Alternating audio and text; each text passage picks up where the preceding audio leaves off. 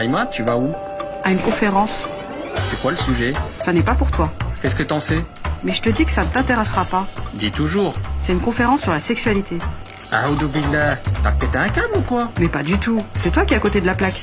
Franchement, c'est la chouma. Et la religion nous interdit de parler de ça.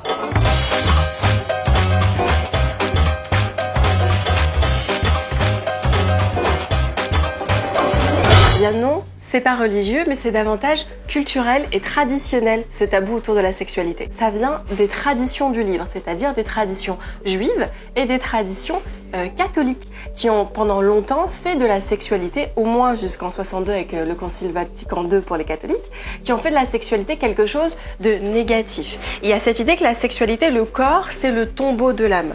Le corps, c'est ce qui nous empêche d'atteindre Dieu, d'atteindre la spiritualité, c'est ce qui nous distrait de ce qui est véritablement essentiel. Dès le 7e siècle, en fait, au moment de la révélation de l'islam, eh bien, la religion musulmane va être vue comme une religion extrêmement permissive, voire même perverse par les catholiques et par les juifs, qui voient dans la sexualité quelque chose de reproductif. On a un rapport sexuel avec son mari ou son épouse uniquement pour avoir des enfants.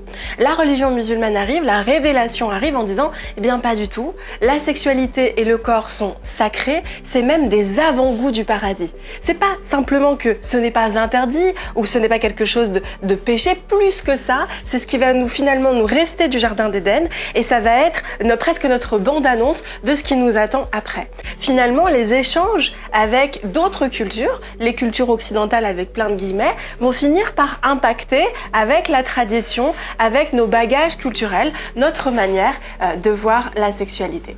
Ah, c'est la meilleure. La pudeur nous vient d'Egwer, c'est ça? Non, pas que. Écoute la suite.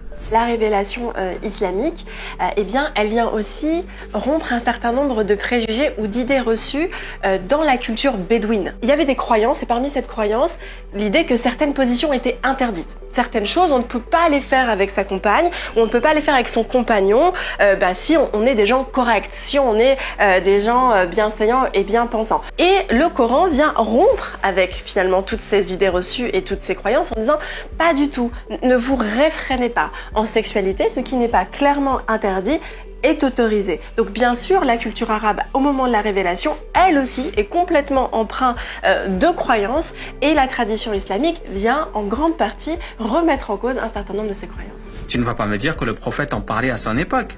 On interpelle le prophète au sein même de la mosquée. C'est une femme, il y a un hadith, donc c'est une histoire racontée justement de ce qu'a dit le prophète, où c'est une femme qui interpelle le prophète pendant qu'il est en train de faire son prêche pour lui parler de sexualité. Donc vous voyez, à l'époque, parler de sexualité, c'est pas considéré comme chouma, c'est pas considéré comme étant quelque chose d'impudique, c'est même quelque chose dont il faut parler, puisque ça fait partie de la réalité, de l'expérience humaine que nous, êtres spirituels, nous vivons sur cette terre.